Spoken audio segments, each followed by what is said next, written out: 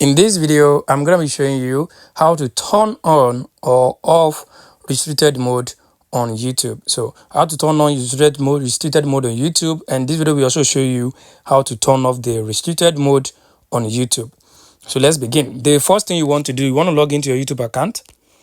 So as you can see, this is my YouTube account. So what you want to do here, if you check the bottom right corner, for some of you, you will have it at the top right corner. So either way, you just want to look for your profile icon. You want to tap on your profile. So once you tap on your profile, if you check the top right corner, you are going to see the settings, my icon over there. I want you to tap on that settings icon.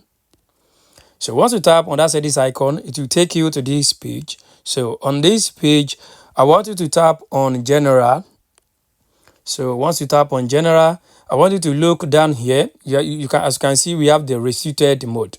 It says this helps to hide potentially mature videos.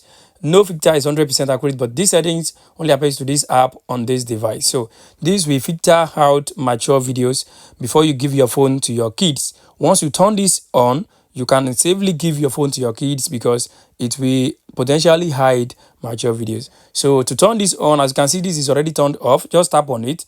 Once you tap on it, restricted mode will be activated immediately.